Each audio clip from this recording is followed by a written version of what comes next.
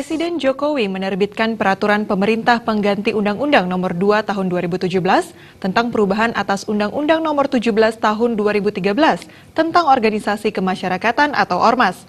Apabila Ormas melakukan tindakan radikalisme yang bertentangan dengan Pancasila, UUD 1945, Ormas dijerat oleh Perpu Nomor 2 Tahun 2017.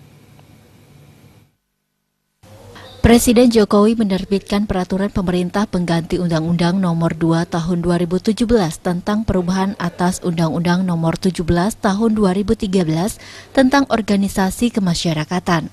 Ormas adalah organisasi yang didirikan dan dibentuk oleh masyarakat secara sukarela berdasarkan kesamaan aspirasi, tujuan dan kepentingannya adalah turut berpartisipasi dalam pembangunan demi tercapainya tujuan Negara Kesatuan Republik Indonesia.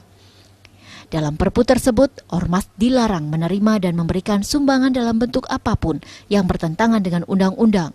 Akademisi Ketut Sudhe menyatakan, ketika Ormas melakukan tindakan radikalisme yang bertentangan dengan Pancasila, Undang-Undang Dasar 1945, Ormas itu akan dijerat oleh Perpu Nomor 2 Tahun 2017, sehingga hal ini sangat penting untuk dipahami.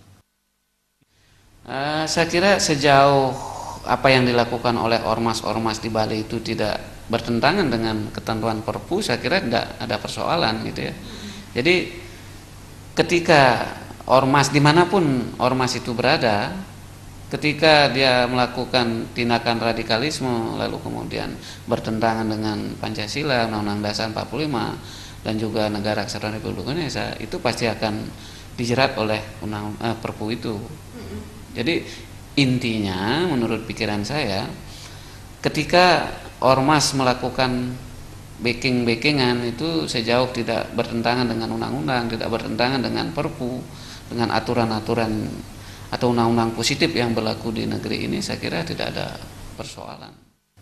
Arah dari dikeluarkannya Perpu ini adalah mengantisipasi kekuatan di luar negara yang berani memberikan ancaman terhadap eksistensi negara. Kedepan, peraturan yang mengikat Ormas akan mengacu pada Perpu Nomor 2 Tahun 2017 ini. Agung Ria, Bali TV.